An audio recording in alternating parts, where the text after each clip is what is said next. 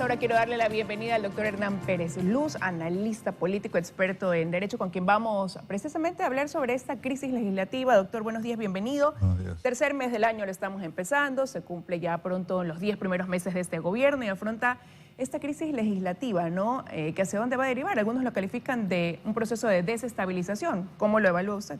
Bueno, evidentemente hay un proceso de desestabilización del gobierno, probablemente inclusive de del propio sistema constitucional. La Constitución es clara, la presidencia, la titular de la presidencia de la Asamblea está ahí en ese cargo por 2 años. No hay una facultad en la Constitución para que ella pueda ser removida antes de los 2 años en el cargo. Así que ya por ahí tenemos alguna dificultad en entender cuál es el objetivo final de esta supuesta evaluación que quieren hacer los señores asambleístas. Evidentemente, los indicios son claros. Pretenden removerla de su cargo a la presidenta de la Asamblea. Y le repito, en la Constitución los asambleístas no están facultados para eso. Bueno, están buscando esta mayoría dar paso en una sesión del Pleno a la conformación de una comisión para evaluar al alcalde Guadalupe Llori, pero ¿por qué en este momento dar paso a eso? En este momento, yo creo que de alguna forma el correísmo se da cuenta que esperar hasta el 2025 es mucho tiempo. Ellos necesitan ver cómo anulan la sentencia contra el señor Correa lo más pronto posible. Ese es el objetivo final. ¿Pero por qué no recurrir a organismos internacionales, quizás? Porque saben que en un organismo internacional no van a lograrlo. No van a tener ninguna acogida los cuestionamientos que se hicieron a la sentencia que se dictó. Amenazaron, acuérdense, que iban a ir, ya les pasó el tiempo y no lo han hecho. Es porque es evidente, ¿no? Ni la Comisión Interamericana de Justicia, de Derechos Humanos, ni peor la Corte Interamericana va a aceptar que esa sentencia fue tomada o fue decidida a espaldas del Tratado de Derechos Humanos. Milton está con nosotros. Milton. Hola, doctor, buenos días. Usted dice un proceso de desestabilización buscando solamente cambiar la sentencia de Rafael Correa, tomar el poder. ¿Cuál es el fin político además de este tema? ¿Pasando por qué? ¿Pasando por Contraloría? ¿Pasando por Consejo de Participación Ciudadana? ¿Por Fiscal General del Estado? Yo creo que la Fiscalía General es la clave. Yo creo que la Fiscalía General, la Sala de lo Penal de la Corte Nacional y obviamente el Consejo de Participación Ciudadana, el Consejo de la Judicatura. Para ello tendrán, está clara la estrategia de apoderarse del Consejo de Participación Ciudadana y desde allí comenzar a acorralar el gobierno, pero no nos engañemos, el problema no es inclusive ni el propio gobierno, que lo van a acosar y lo van a acorralar y lo van a impedir que el gobierno trabaje normalmente, sino que en el fondo aquí lo que se está buscando es el regreso de Correa a través de la anulación de la sentencia. Esa es básicamente, y el cese de lo que ellos llaman la persecución a toda la banda y camarilla que gobernó el Ecuador durante más de una década. Coincidentemente en estos días se hace pública o se materializa la denuncia, ¿verdad?, del gran atraco que significó al país los contratos con China, por ejemplo. Están en el banquillo todos, menos la fiscal general. Juicio político contra el procurador, juicio político contra el contralor, juicio político contra el Consejo de Participación. Todavía no hay un tema de la fiscal. ¿Cómo solucionamos esto? ¿Muerte cruzada ahora sí, doctor? A ver, con respecto a la fiscal es cuestión de tiempo. Simplemente lo añaden a la lista y eso es todo. No, yo no le veo en ese formalismo. Al procurador, por ejemplo, es obvio que el intento de él de aprobar y empujar la ley por la cual se facilita la obtención, la repetición, digamos, de todos los daños que le ha causado al Ecuador la mala administración del correísmo, el bloqueo de esa ley es una señal clara y evidente del temor que tienen que este funcionario prospere en su intento de iniciar juicios de daños y perjuicios contra los responsables de esta mala administración. Sí, yo creo que vamos a volver otra vez a esa mala noche que tuvimos durante los años 90, en la que desde la Asamblea o desde la legislatura, aquellos partidos que perdían las elecciones querían gobernar. Básicamente el Ecuador se caracteriza, nuestra clase dirigente, el que gana las elecciones no debe gobernar, el que las pierde las gobierna desde la Asamblea o desde la legislatura o a través de juicios o a través de otros mecanismos no muy transparentes. Y Milton le hace la pregunta también, y acá se la reitero, doctor, si es que es momento de nuevamente poner sobre la mesa una discusión de muerte cruzada que el presidente Lasso dejó de lado hace unos meses atrás, cuando se puso sobre la palestra, quizás esa era la vía que él podía tener al encontrar tanta oposición en la Asamblea. Es que no se trata aquí de oposición. Yo creo que la oposición es necesaria, es saludable, es democrática. Aquí se trata de una actitud y de una política de desestabilización del sistema democrático a través de una serie de acciones que ya la hemos visto. Esto no es nuevo, Elis. Esto ya se ha repetido en el Ecuador, este salvajismo en la que las normas constitucionales no tienen ningún asidero. Bueno, volviendo a su pregunta, es verdad, es probable que sea el momento de pensarlo. Es una decisión extrema. El Ecuador no ha tenido experiencia en este territorio, si se quiere. Sería la primera vez que se tome esta medida, pero probablemente tendría que meditarse sustancialmente. Yo creo que todavía hay tiempo para ¿Pero cuál pudiera ser otra solución? Bueno, la otra solución es navegar en estas aguas, estar atento a las decisiones que tomen. Por ejemplo, en el caso de la remoción que se pretende hacer de la presidenta de la Asamblea, probablemente una consulta a la Corte Constitucional, porque queda claro, en la Constitución no existe una norma como lo hay para remover a los ministros, al Contralor, al Procurador. Existe esa disposición en la Constitución, no con respecto a la presidencia de la Asamblea. Acuérdense que esta norma por la cual se divide en 2 años el periodo, esta viene desde el año 98. Y la razón de ser de esto era para darle estabilidad a la labor de la legislatura. Se estableció que se dividía en 2 periodos de 2 años la presidencia y no hay en la Constitución una norma que permita la remoción de esta persona. Milton.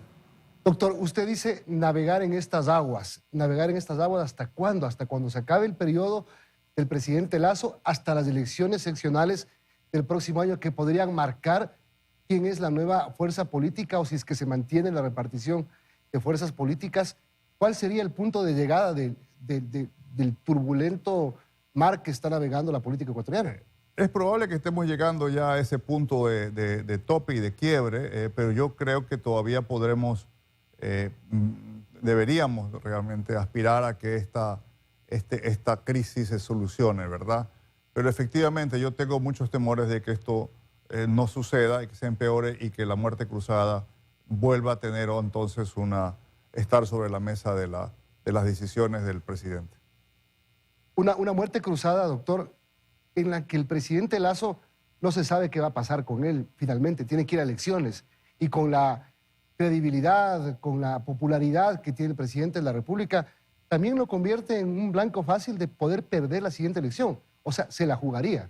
Bueno, la otra camino que quedaría es que él quede rehén el resto del periodo de su mandato de estas fuerzas y que prácticamente se convierta en una suerte de marioneta, ¿verdad?, de la coyuntura, que esto puede estar cambiando cada mes. Pero y ser rehén de esa mayoría, ¿cómo también va a afectar ese plan de gobernabilidad? Cuando él más bien pensó en contar con ese apoyo después de que la presidenta de la Asamblea al día de la posesión le dijo vamos a apoyarlo dentro de la ejecución de su plan de gobierno, hoy con proyectos muy importantes que están ahí para ser debatidos. Bueno, es claro, es verdad, pero ya le digo, aquí entra en juego, hay un tema inclusive geopolítico, la suerte que ha corrido el juicio de Lula en Brasil, de alguna manera ha contagiado el apetito del correísmo de obtener una anulación rápida de la sentencia de ellos y de toda su... Acuérdense que esa es prácticamente, ¿verdad?, el objetivo fundamental, es limpiar el récord policial de los señores de la banda, de la camarilla correísta. Esa es básicamente... Pero de ser así también se podría sobre la mesa o en evidencia la vulnerabilidad que tiene nuestra legislación. Bueno, así, bueno, el Ecuador no hemos tenido, no es que algo nuevo en el Ecuador, esto ha sucedido. Esto hemos tenido en el Ecuador, ya lo hemos sufrido y aparentemente hay gente empeñada en regresar a ese pasado que tanto daño le hizo al Ecuador. Lamentablemente, esto es, yo creo que objetivamente lo que estamos abocados en las próximas semanas a vivir. Milton. ¿Usted cree, doctor, que finalmente, ya hablamos de todas las autoridades de control del Estado, del objetivo jurídico que tendría el correísmo para cambiar o para anular la sentencia del expresidente, ¿usted cree que van también tras del presidente Lasso? Probablemente si el presidente Lasso resulta un estorbo, aparentemente lo es y no solamente para la clase política, digamos así, formal. Hay aquí, Milton, otro elemento que ha surgido en el Ecuador que es muy grave, que es el narcotráfico.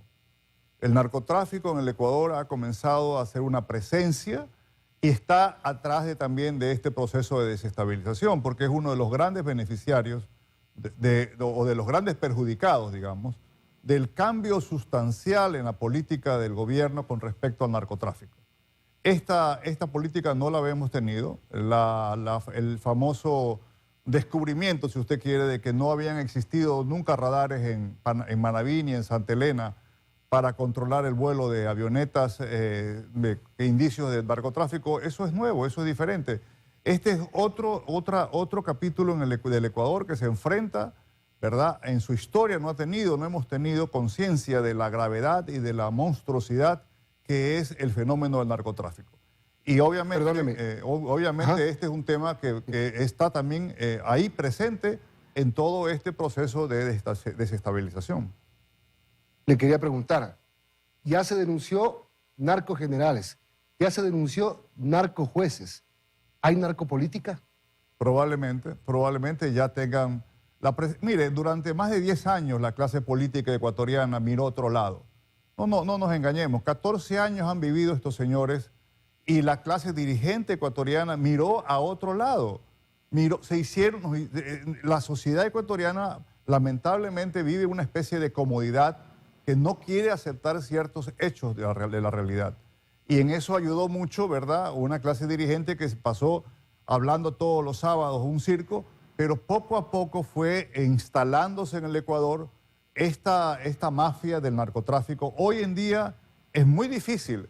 Estamos enfrentando situaciones muy complicadas en el Ecuador, producto de esta dejadez, de esta desidia, de este quemeimportismo, de este mirar a otros lados, de mirar, hacer otras cosas y no enfrentar. Pero entonces, doctor, ¿no es coincidencia que se coloca un radar y a los pocos días es derribado ese radar, que ahora hay un auge delictivo imparable, sobre todo en la zona 8, y eso se suma a esta situación política dentro de la Asamblea? ¿No es coincidencia? No es coincidencia. Si usted mira históricamente, es lo que sucedió en Colombia, es lo que ha sucedido en México.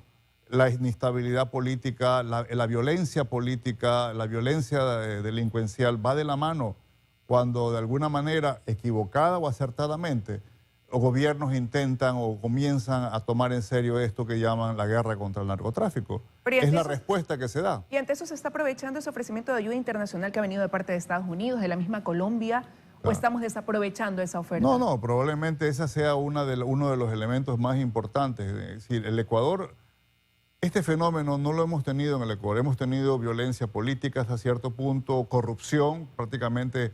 El Ecuador nos han ubicado pues, entre los países más corruptos del mundo durante estos años que hemos tenido, pero el tema del narcotráfico es diferente, es más complejo, si quiere usted, es más fácil de instalarse en el país. Hay dinero inmediato, ¿verdad?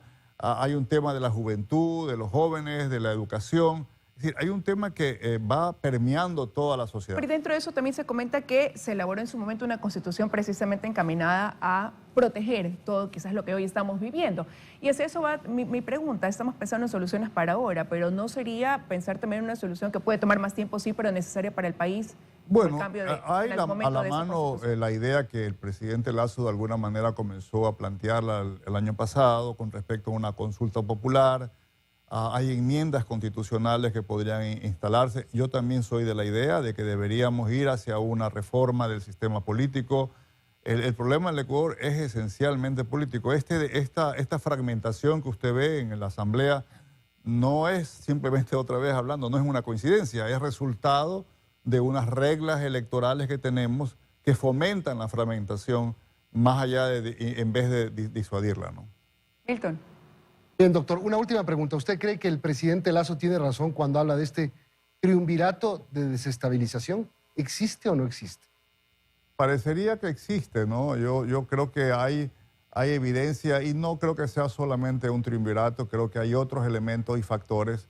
Yo creo que, por ejemplo, el tema que acabo de tocar y que hemos analizado, el narcotráfico es también un factor de desestabilización. Aquí se están uniendo, lamentablemente, desgraciadamente para el Ecuador, una serie de factores, de ambiciones, de odios, de envidias, de intereses de corto plazo, ¿verdad?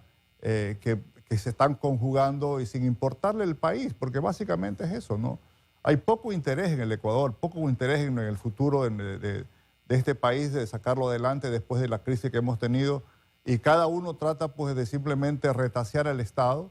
Hay un apetito voraz por las empresas públicas, por los contratos de petróleo, por el repartirse el gobierno, como ha sido habitual, ¿verdad?, en el Ecuador. Muchísimas gracias, doctor, por habernos acompañado esta mañana. Bueno, su análisis. Vamos a una pausa y enseguida regresamos.